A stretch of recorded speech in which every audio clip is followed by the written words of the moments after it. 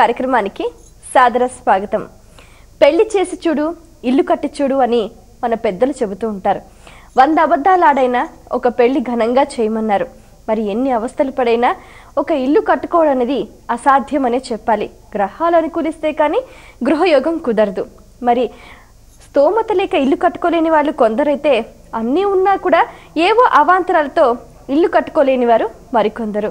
అయితే అసలు మొట్టమొదటిగా గృహయోగం కలగాలంటే ఏ గ్రహాల అనుకూలత అనేది ఉండాలి, ఏ గ్రహాలు ఏ స్థానాలలో ఉన్నప్పుడు వాళ్ళు ఇల్లు కట్టుకుంటే బాగుంటుంది, అలాగే ఇల్లు కట్టుకోవడం ఏ సమయంలో ప్రారంభించాలి, ఇలాంటి ఎన్నో ఆసక్తికర అంశాలను తెలియజేయడానికి మనతో పాటు ఉన్నారు ప్రముఖ జ్యోతిష శాస్త్ర నిపుణులు, మీ అందరికీ సుపరిచితులైన గాడిచల నాగేశ్వర సిద్ధాంతి గారు. వారితో మాట్లాడి మరిన్ని విషయాలు వారి మాటలు తెలుసుకుందాం.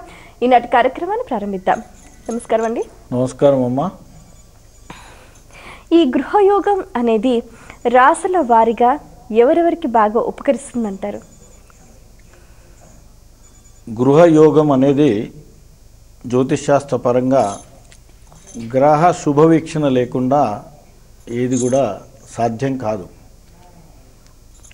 రాశుల వారిగానంటే సామాన్యంగా శాస్త్ర ప్రకారంగా బేసి రాశులు, ఉదాహరణకు ఇప్పుడు మేషరాశి, అట్లాగే మిథునం, సింహం, తుల, ధనస్సు, కుంభం, ఈ బేసి రాశుల వారికి గ్రహ యొక్క యోగం అంటే స్థితి యుతి వీక్షణ, ఈ 3 ఉండాలి. గ్రహం యొక్క స్థితియుతి వీక్షణ, ఈ గ్రహాలు అంటే గృహానికి సంబంధించినటువంటి యోగానికి సంబంధించినటువంటి గ్రహాల యొక్క వీక్షణ ఈ గ్రహాలకు సామాన్యంగా కలిసి వస్తూ ఉంటుంది. కాబట్టి ఈ రాశుల వారికి గృహయోగం తప్పకుండా ఉంటుంది. కొన్ని ఇప్పుడు అవాంతరాలు అంటే కొన్ని గ్రహాల పాప దృష్టి అనుకోండి, లేక వారికి గోచార ఫలంగా గ్రహ సంపత్తి బాగలేనప్పుడు, శుభవీక్షణ లేనప్పుడు ఆలస్యం జరిగే అవకాశం ఉంటుంది. అదేవిధంగా ఇప్పుడు లగ్నంలో కూడా గ్రహస్థితి అనుకూలంగా ఉండాలి. మేషరాశి వారికి ఉన్నారనుకోండి, ఇప్పుడు లగ్నంలో రవి ఉన్నాడు అనుకోండి, రవి ఉంటే ఆ లగ్నాధిపతి దాని ప్రకారంగా కొంత వీక్షణ, మిగతా గ్రహాల యొక్క శుభవీక్షణ ఉంటే తొందరగా అవుతుంది. మిగతా గ్రహాల వీక్షణ లేకపోతే ఆయన తండ్రి నుంచి సంక్రమించినటువంటి ఆస్తి కానీ వారి సహకారంతో కానీ ఆయన ఇల్లు కట్టే అవకాశం ఉంటుంది.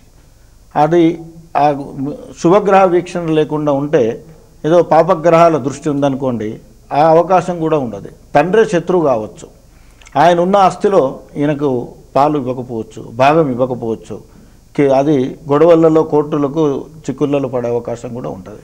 లేదా ఆయన ఈ కొడుకు కాకుండా మిగతా సంతానానికి ఇచ్చే అవకాశం కూడా ఉంటుంది. ఇటువంటి సమస్యలు వచ్చే అవకాశం ఉంటుంది.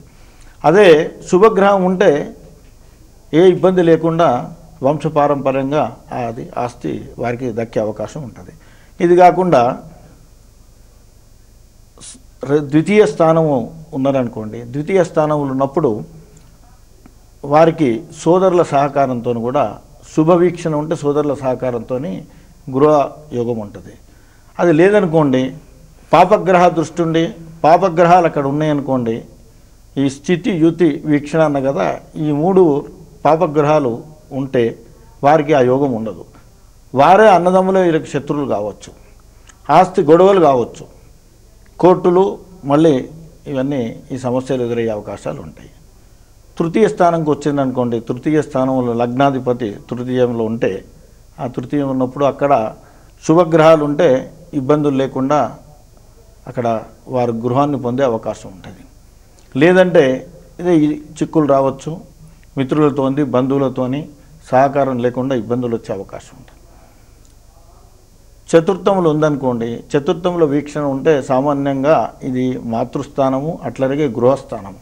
ఇక్కడ శుభవీక్షణ ఉండి శుభగ్రహం ఉంటే తప్పకుండా ఏమిటంటే ఏ ఇబ్బందులు లేకుండా వాళ్ళు గృహాన్ని పొందగలుగుతారు. అంటే ముఖ్యంగా చతుర్థ స్థానం చూడాలి. చతుర్థ స్థానము గృహంకు సంబంధించి చూడాలి. మాతృస్థానం కూడా అదే. ఒక కాల్ చూద్దామండి. హలో. హలో, నమస్తే అండి, మీ పేరు? నా పేరు కార్తీక్ అండి, పూణే నుంచి. ఓకేనండి, మీరు గృహయోగానికి సంబంధించి ఏం తెలుసుకుందాం అనుకుంటున్నారు, వివరాలన్నీ కూడా సిద్ధాంతి గారికి తెలియచేయండి. నమస్కారం గురుగారు. నమస్కారం. నాది వృషభ లగ్నం మిథున రాశి అండి. మృగశిర 3వ నక్షత్రం. మృగశిర 3వ పాదం. 3వ పాదం.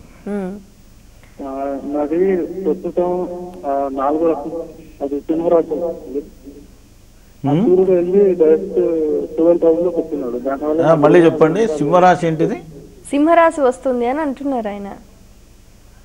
మీరు మృగశిర అన్నారు కదా, మీరు స్పష్టంగా తెలియచేయండి. ఇంతకు మీరు ఏం తెలుసుకుందాం అనుకుంటున్నారు?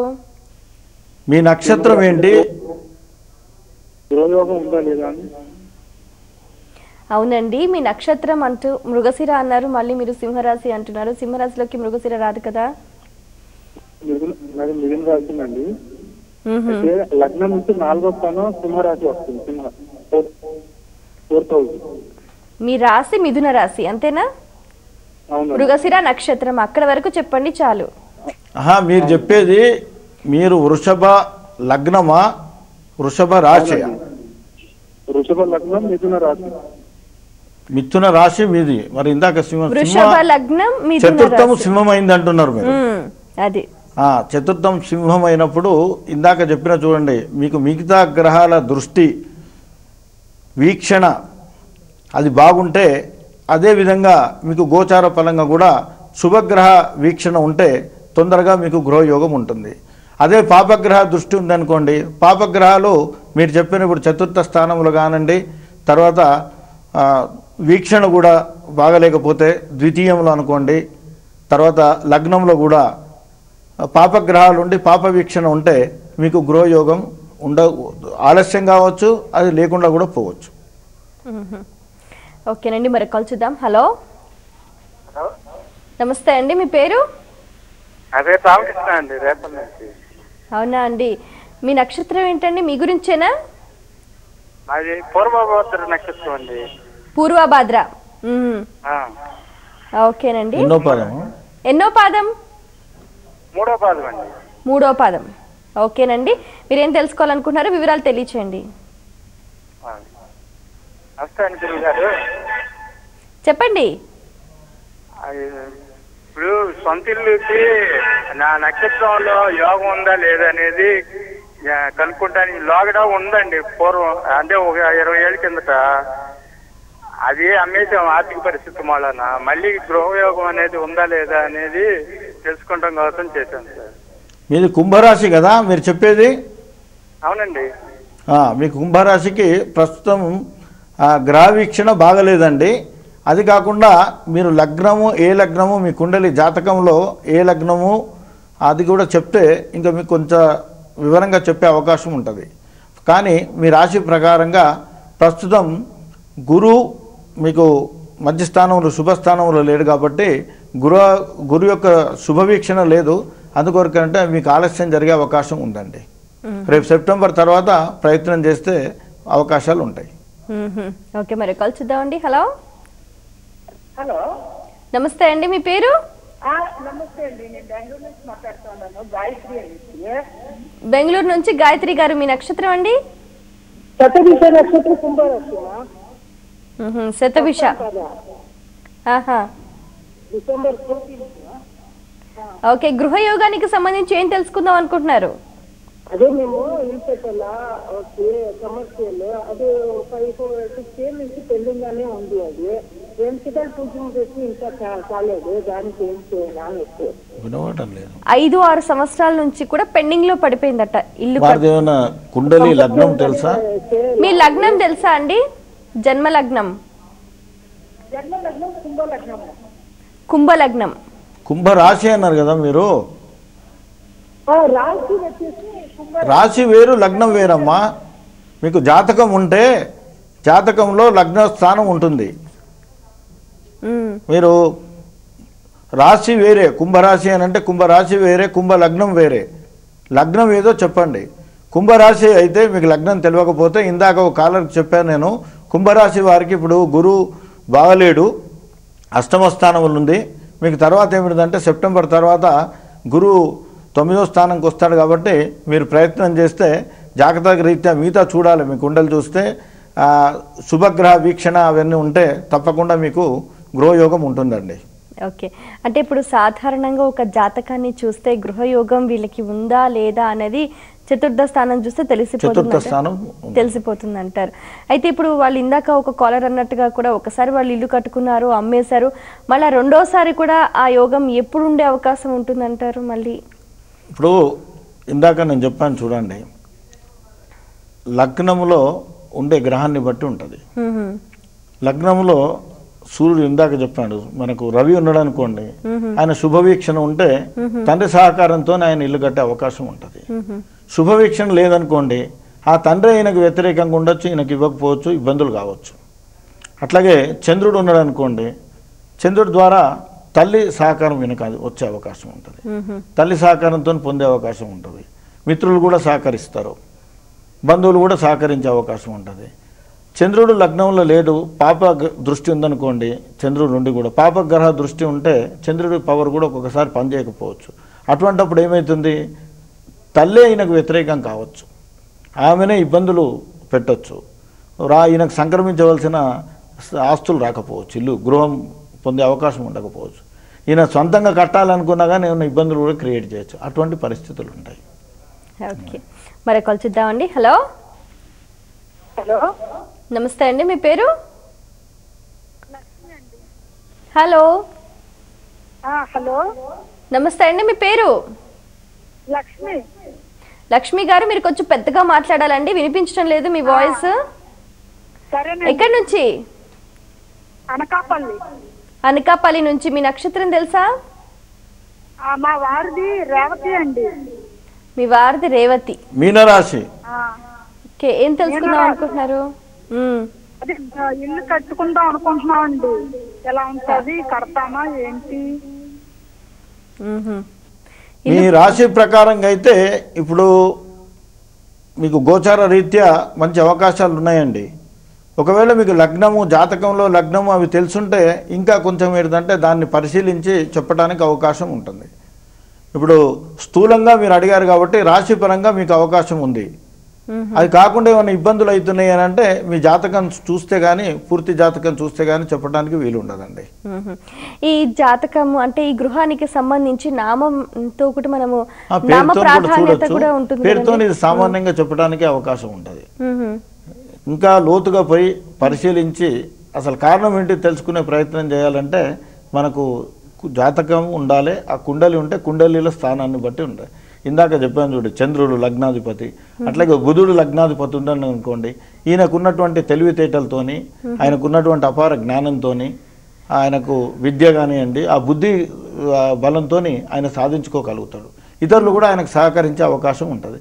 అదే పాపగ్రహ వీక్షణ ఉందనుకోండి ఈ బుధుడికి కూడా ఆ మిగతా స్థానాలలో, అప్పుడు ఏమవుతుందని అంటే వారే వ్యతిరేకం కావచ్చు, వ్యాపార పరంగా కానీ ఇంకా మిగతా వాళ్ళు కూడా ఈయనకు ఏదో ఇబ్బందులు క్రియేట్ చేయొచ్చు,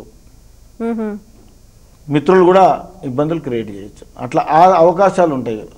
అంతా సవ్యంగా ఉంటే ఏ ఇబ్బంది లేకుండా ఆ గృహయోగం ఉంటుంది, లేకపోతే కొంచెం కష్టపడాల్సి వస్తుంది. ఆ సమయం రావాలి. సమయం రావాలంటే గ్రహ పరిస్థితి, గోచార పరిస్థితి బాగుంటే అప్పుడు కొంచెం ప్రయత్నం చేసినా సాధించే అవకాశం ఉంటుంది. ఓకే, మరి కాల్ చూద్దామండి. హలో హలో, నమస్తే అండి, మీ పేరు? నా పేరు విజయలక్ష్మి. రాజశేఖర్ పేరు మీద అడగాల. అవునా అండి, నక్షత్రం చెప్పండి. అశ్విని నక్షత్రం, మేషరాశి. అశ్విని నక్షత్రం, మేషరాశి. ఏం తెలుసుకోవాలనుకుంటున్నారో వివరాలన్నీ కూడా సిద్ధాంతి గారికి తెలియచేయండి. అమ్మా, ఇప్పుడు మేషరాశి వారికి ఇంకా కొన్ని 4 రోజులు అంటే ఇంకొక నెల రోజులు ఆగాలి. మీరు 12 సెప్టెంబర్ వరకు ఆగితే మీ రాశి పరంగా ఏమిటంటే మీకు కొంచెం గృహానికి అప్పుడు అవకాశాలు పెరుగుతాయి. ప్రస్తుతం మీకు గురుబలం బాగలేదు కాబట్టి కొంత తాత్సారం జరుగుతుంది. అట్లాగే మీరు అనుకున్న వాటికి కొందరు మీకు ఇబ్బందులు కూడా చేసే అవకాశం ఉంది. మీరు ఒక భూమి ఏదో కొందామనుకోనో లేదో ఇల్లు కన్స్ట్రక్షన్ స్టార్ట్ చేద్దామంటే కొన్ని అవాంతరాలు రావచ్చు, ఎవరో అడ్డుపడవచ్చు, అటువంటి అవకాశాలు ఉన్నాయి. మీకు జాతకం ఉంటే మీ జాతకం పంపిస్తే దాన్ని బట్టి చెప్పడానికి అవకాశం ఉంటుందండి. అయితే ఇప్పుడు సిద్ధాంతి గారు, సాధారణంగా కూడా ఒక స్థలం కొనాలన్నా, లేకపోతే ఒక ఇల్లు కట్టడం ప్రారంభించాలన్నా, లేకపోతే పాత ఇల్లుని రెనోవేట్ చేసుకోవాలి అనుకున్నా, అంటే ఏ సందర్భం మంచిది, ఏ కాలం మంచిది అంటారు? ఇప్పుడు అంటే మాసాలు అడుగుతున్నారా మీరు?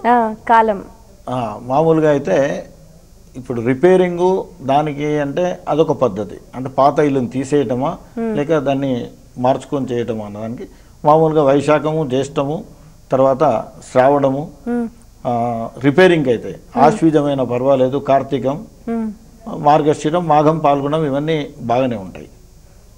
కేవలం గృహప్రవేశం కొత్త ఇంటికి ఏంటంటే వైశాఖము, అట్లాగే కార్తీకము, మాఘం, పాల్గొనం, మార్గశిరం ఇవి పర్వాలేదు. కొన్ని ప్రాంతీయంగా కూడా కొన్ని ప్రాంతాలలో వేరే నెలలో కూడా కొందరు చెప్తుంటారు, చేస్తుంటారు, అది జరుగుతుంటుంది, అది ప్రాంతీయంగా. కానీ మామూలుగా ఇవి ఉంటే బాగుంటుంది. ఓకే, కాల్ చూద్దామండి. హలో హలో, నమస్తే అండి, మీ పేరు? సుజాత అండి. సుజాత గారు కొంచెం గట్టిగా మాట్లాడాలండి. చెప్తున్నానండి. ఎక్కడి నుంచి? నక్షత్రం అండి, సింహరాశి గారి. మాకు ఇల్లు కొనే యోగం ఉందా లేదా అని. ఓకే, మీ జాతకానికి సంబంధించి ఇంకా ఏమైనా వివరాలు తెలియజేయగలిగితే బాగుంటుందని అంటున్నారు. మాట్లాడండి సిద్ధాంతి గారితో. సింహరాశి వారికి ఇప్పుడు పర్వాలేదమ్మా, మీకు అంటే మీరు ఏమైనా ప్రయత్నం చేస్తుంటే ఇంకా కొంచెం గట్టి ప్రయత్నం చేయండి, అవకాశం ఉంది మీకు. ఇంకా మీకు వివరాలు కావాలంటే ఇందాక కూడా నేను చెప్పిన జాతకం చూస్తే కానీ, ఎందుకంటే ఏ గ్రహము ఎక్కడ ఉంది, ఏ స్థానంలో ఉంది, వాటి వీక్షణ శుభవీక్షణ ఎట్లుంది, పాపగ్రహ వీక్షణ ఎట్లుంది, అది మనం సంపూర్ణంగా చూస్తే కానీ ఇక్కడ చెప్పడానికి అవకాశం ఉండదు. మామూలుగా అయితే మీకు ఇప్పుడు గురుగ్రహము మీకు అనుకూలంగా ఉంది కాబట్టి ప్రయత్నం చేస్తే మీరు కట్టుకునే అవకాశాలు ఉన్నాయండి. ఓకే, గృహయోగం గురించి ఎన్నో విషయాలు తెలుసుకున్నాం కదా, అలాగే మరిన్ని